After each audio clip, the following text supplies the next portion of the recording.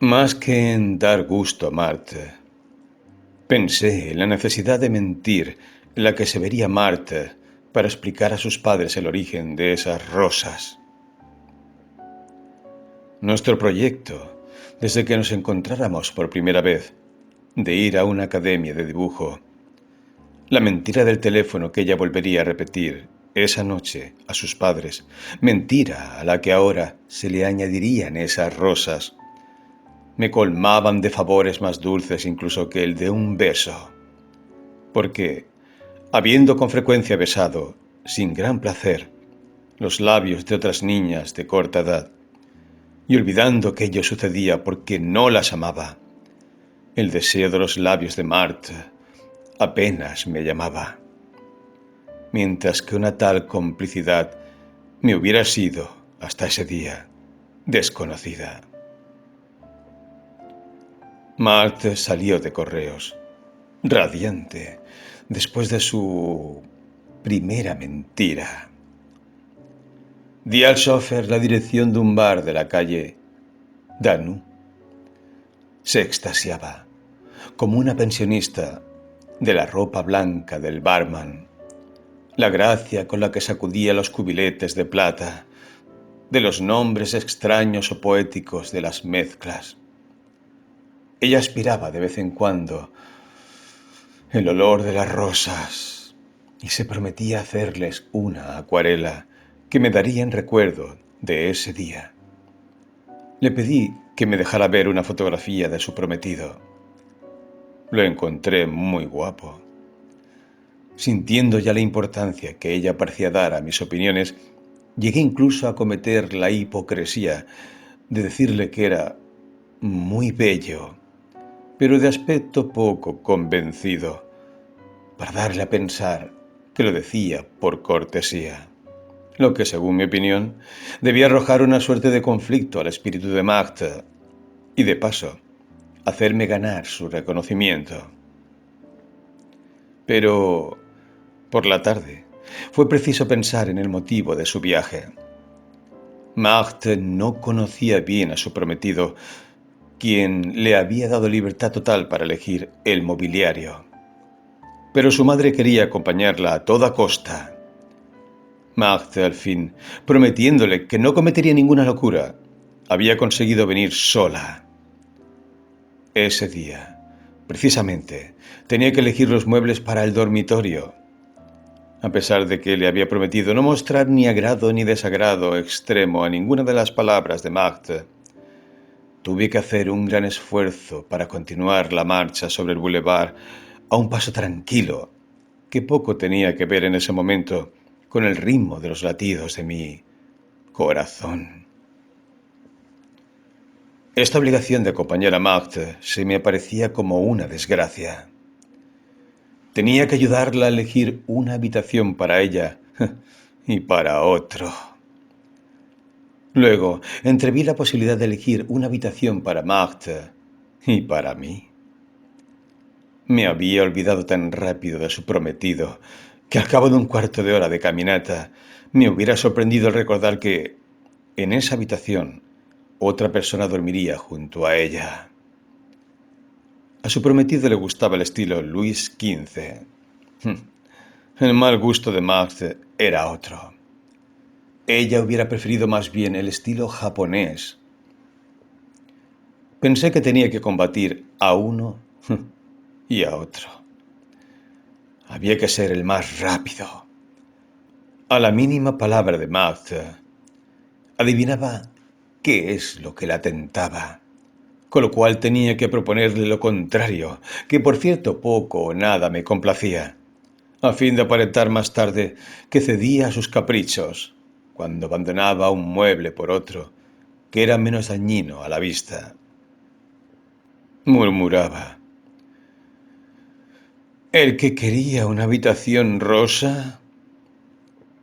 No atreviéndose a confesarme sus propios gustos, se los atribuía a su prometido. Intuí que en unos pocos días nos reiríamos juntos de todo esto. Sin embargo, no comprendía bien esa debilidad. Si ella no me quiere, pensaba, ¿Por qué razón habría ella de ceder, de sacrificar sus preferencias y las de su joven novio a las mías? No encontraba explicación alguna. La más modesta de todas era admitir que Magde me amaba. Sin embargo, estaba seguro de lo contrario. Magde me había dicho: al menos dejémosle la tela rosa. Dejémosle.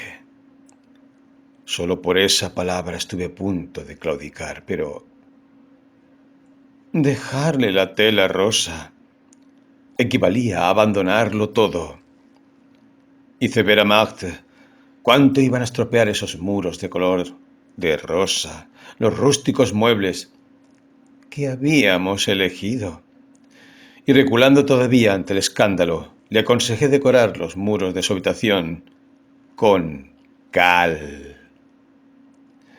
Fue el golpe de gracia.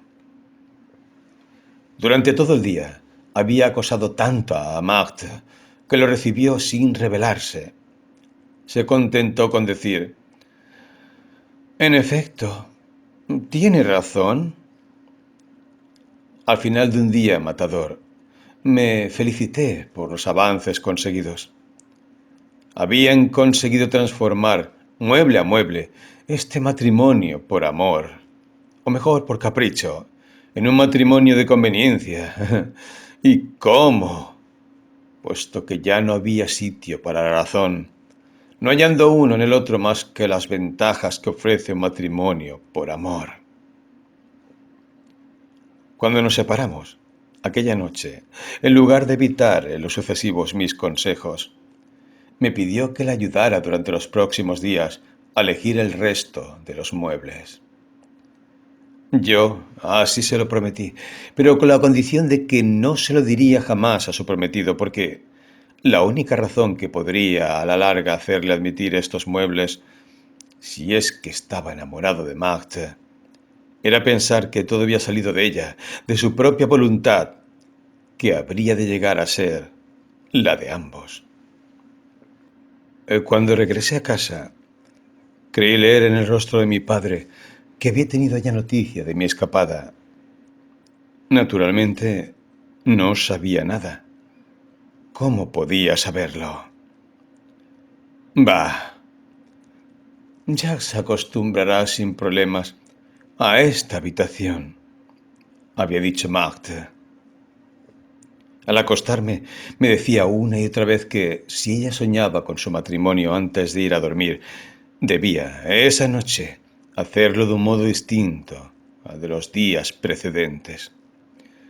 Por lo que a mí respecta, cualquiera que fuese el efecto de aquel idilio, yo me había vengado ya, por adelantado, lo suficiente de este Jacques. Imaginaba lo que sería la noche de bodas, en esa austera habitación, en mi habitación.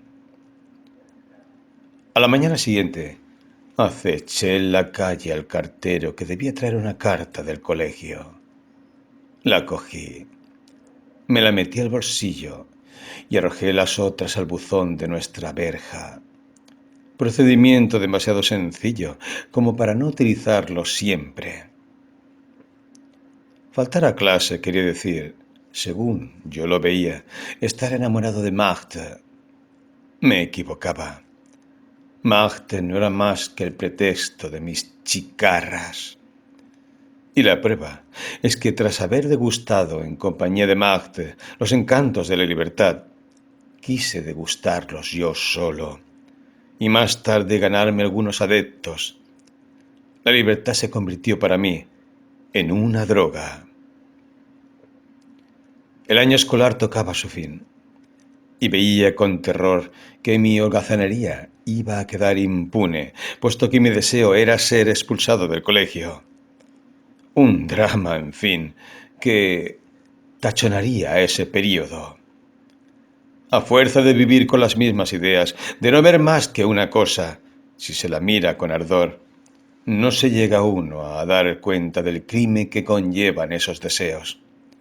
Ciertamente no era mi intención disgustar a mi padre. Por desgracia, hacía la única cosa que podría disgustarle.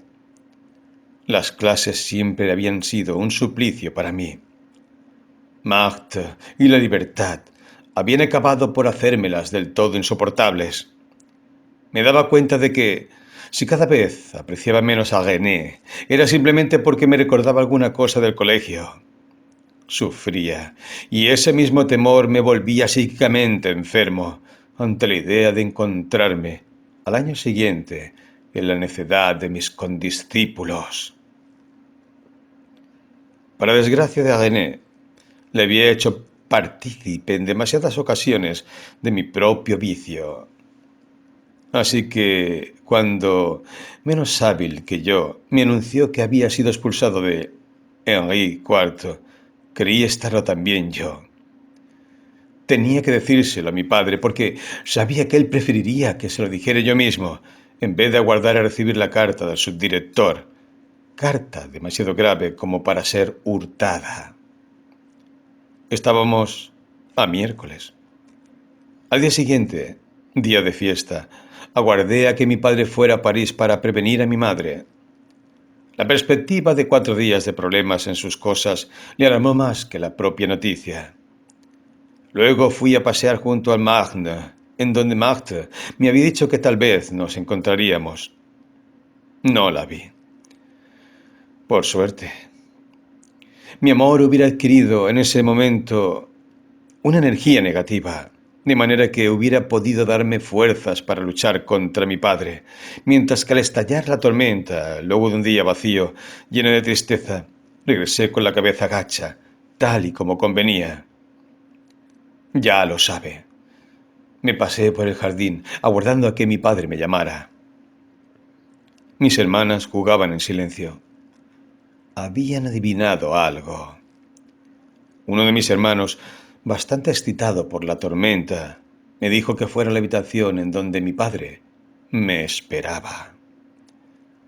Los gritos, las amenazas, me hubieran permitido enfrentarme. Fue mucho peor. Mi padre callaba. A continuación, sin cólera alguna, con una voz más dulce que de costumbre, me dijo: Bueno, ¿y qué vas a hacer ahora? Las lágrimas que no podía hacer fluir por mis ojos, similar a un enjambre de abejas, zumbaban en mi cabeza. A una voluntad hubiera podido ponerle la mía, igualmente impotente, pero ante una ternura tal, no pensaba más que en someterme. Aquello que me digas que haga. No, no vuelvas a mentir. Siempre te he dejado que hagas lo que tú más deseas. Continúa. Sin duda conseguirás que me arrepienta de todo corazón. En la primera juventud uno está inclinado a creer, como ocurre con las mujeres, que las lágrimas son un bálsamo para todo. Mi padre no pedía ver mis lágrimas. Ante su generosidad sentía vergüenza del presente y del futuro, porque sentía que cualquier cosa que le dijera sería una mentira. A menos que esa mentira le reconforte, pensaba, hasta que otra vez se convierta en fuente de nuevos pesares. O por el contrario, tal vez solo busque mentirme a mí mismo. Aquello que yo quería era hacer un trabajo que no fuera a fatigarme más que un paseo, y que dejara igualmente a mi espíritu la libertad de no apartarme ni un minuto de Marthe. Fingí que quería aprender a pintar y que no había osado decírselo jamás. Una vez más, mi padre no se niega, con la condición de que continuase estudiando en casa aquello que debería aprender en el colegio, pero con la libertad de pintar. Cuando los vínculos no son todavía firmes, para perder a alguien de vista, es suficiente con no acudir a una cita. A fuerza de pensar en Magda, cada vez pensaba menos. Mi mente se comportaba como nuestros ojos se comportan con el papel de las paredes de nuestra habitación. A fuerza de no verlo, acaban por no verlo jamás. Cosa increíble. Le tomé incluso gusto al trabajo. No había mentido, tal y como temía. Mientras que cualquier cosa, llegada de fuera, me obligaba a pensar menos perezosamente en Magda. Pensaba en ella, sin amor, con la melancolía que se experimenta hacia lo que hubiera podido llegar a ser. Bah, me dije, hubiera sido demasiado bonito. No se puede elegir la cama y al mismo tiempo acostarse en ella. Una cosa llamaba de extrañeza a mi padre. La carta del subdirector no llegaba. Con motivo de ello, me montó su primera escena, creyendo que había sustraído la carta, y me echó en cara haber fingido el anuncio gratuito de la noticia para, de esa manera, obtener su indulgencia. En realidad, esa carta no existía.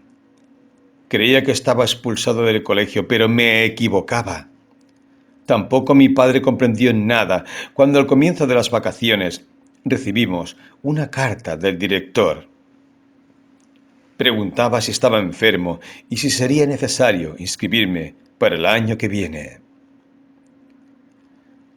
La alegría de dar alguna satisfacción a mi padre colmaba un poco la vida sentimental en la que me encontraba, pues, si bien creía no amar ya a Magda, la consideraba al menos como el único amor que había sido digno de mí.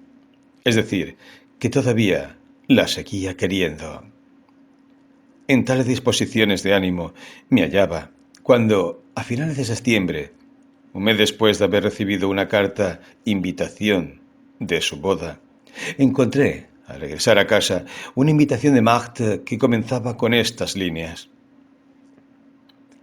No entiendo el porqué de su silencio. ¿Por qué no viene a verme? ¿Acaso ha olvidado que fue usted quien eligió mis muebles? Magda vivía en J. Su calle llegaba justo hasta el Magna. Cada acera reunía al menos una docena de villas. Me chocaba que la suya fuera tan grande. En realidad, Magda ocupaba solo la parte alta. Los propietarios y un viejo matrimonio se repartían el resto. Cuando llegué para merendar, era ya de noche. Solo una ventana, a falta de una presencia humana, revelaba la del fuego. Al ver esta ventana iluminada por llamas desiguales, como olas, creí que se trataba del comienzo de un incendio. La puerta de hierro del jardín estaba entreabierta. Me sorprendía una negligencia semejante. Busqué el timbre. No lo encontré por ningún sitio. Al fin, subí los 3 escalones de la escalinata y me decidí a golpear con los nudillos los cristales del piso de la planta baja, detrás de los cuales escuché una voz. Una vieja mujer abrió la puerta. Pregunté por el domicilio de la señorita Lacombe. Tal era el nuevo nombre de Magda. Es arriba.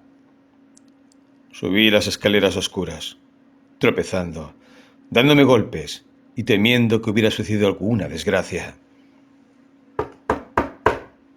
Llamé. Fue Magda quien vino a abrirme la puerta. Estuve a punto de arrojarme en sus brazos, como las personas que apenas se conocen, luego de haber escapado de un naufragio. Ella no entendía nada. Vio en mí una mirada extraviada, sin lugar a dudas, porque, antes que nada, le pregunté a ver por qué había fuego. Es porque mientras le aguardaba, he encendido la chimenea del salón con madera de olivo, a cuya luz estaba leyendo. Al entrar en la pequeña habitación que le servía de salón, poco recargada de muebles, a la que los papeles pintados y las gruesas alfombras suaves como la piel de un animal salvaje la empequeñecían justo hasta darles el aspecto de una cajita. Fui a la vez feliz y desgraciado, como un dramaturgo que al ver su obra descubre demasiado tarde las faltas. Marthe se había vuelto a tender junto a la chimenea, atizando las brasas y poniendo cuidado de no mezclar ningún trocito de carbón con las cenizas. Tal vez no le guste el olor del olivo. Mis suegros me han hecho llegar una buena provisión de su propiedad del Midi. Marthe parecía excusarse por ese detalle de cosecha propia en aquella habitación que era obra mía. Puede ser que ese elemento destruyera un todo que ella no acababa de comprender. Al contrario, ese fuego me entusiasmaba y también ver que aguardaba al igual que yo a sentirse ardiendo por un lado para darse la vuelta del otro. Su rostro tranquilo y serio nunca me había parecido más hermoso que bajo esa luz salvaje. Al no poder expandirse por la habitación, esa luz guardaba toda su fuerza. Si te alejas de él, se hacía de noche y te dabas golpes contra los muebles. No había en Marthe ninguna picardía. En su jovialidad permanecía grave. Mi mente se embotaba poco a poco junto a ella. La encontraba diferente, porque ahora que estaba seguro de no quererla más, comenzaba precisamente a amarla. Me sentí incapaz de cálculos, de maquinaciones que, justo hasta entonces e incluso en ese mismo momento, creí que eran parte de los juegos del amor. De golpe me sentí mejor. Este brusco cambio habría abierto los ojos de cualquier otro. No veía que estaba enamorado de Marthe. Al contrario, vi la prueba de que mi amor estaba muerto y que una bella amistad lo reemplazaba. Esa larga perspectiva de amistad me hizo admitir súbitamente hasta qué punto hubiera resultado criminal cualquier otro sentimiento, pues hubiese herido a un hombre que la amaba, a quien ella pertenecía y que no podía estar con ella. Sin embargo, otra cosa habría de haberme aclarado mis verdaderos sentimientos. Unos meses atrás, cuando me encontré con Marthe, mi supuesto amor no me dejaba juzgarla, ni encontrar feas la mayor parte de las cosas que a ella le parecían bonitas, ni pueriles, la mayoría de las cosas que ella decía. Hoy día, si no pienso como ella, pienso que estoy equivocado. Luego de la grosería de mis primeros deseos, era el dulzor de un sentimiento más profundo el que me confundía. Comenzaba a respetar a Marthe porque comenzaba a amarla. Iba todas las tardes. Ni siquiera pensaba en pedirle que me mostrara su habitación. Y todavía menos en preguntarle cómo encontraba Jacques nuestros muebles. No deseaba otra cosa que uno de esos noviazgos eternos, nuestros cuerpos tendidos cerca de la chimenea, tocándose el uno al otro, sin atreverme a moverme, temeroso de que uno solo de mis gestos fuera suficiente para destruir toda esa felicidad. Pero Marthe, atrapada en el mismo encantamiento, creía que solo lo experimentaba ella. En mi perezosa felicidad creía ver indiferencia. Pensando que no la quería, se imaginaba que pronto me marcharía de ese salón silencioso, a no ser que hiciera algo para atarme a ella. Permanecimos callados. Yo, viendo en ello una prueba de nuestra felicidad, me sentía tan cerca de Marthe, con la certitud de que pensábamos al mismo tiempo en las mismas cosas, que decirle algo me hubiera parecido absurdo, como hablar alto cuando se está solo. Ese silencio mortificaba a la pobrecilla. Lo sabio hubiera sido servirme de medios de comunicación más groseros que la palabra, deplorando, eso sí, que no existiera ningún otro medio más sutil. Al verme todos los días sumergirme cada vez más en ese delicioso mutismo, Magde se imaginaba que mi aburrimiento iba en aumento. Ella se sentía dispuesta a todo con tal de distraerme. Le gustaba dormir junto al fuego con el pelo suelto. O más bien, yo creía que dormía. Su sueño le valía de pretexto para pasar su brazo alrededor de mi cuello y una vez despierta, con los ojos humedecidos, decirme que acababa de tener un sueño muy triste. Ella nunca quería contármelo. Yo me aprovechaba de su falso sueño para respirar su pelo, su cuello, sus brillantes mejillas, y las rozaba ligeramente para que no se despertara.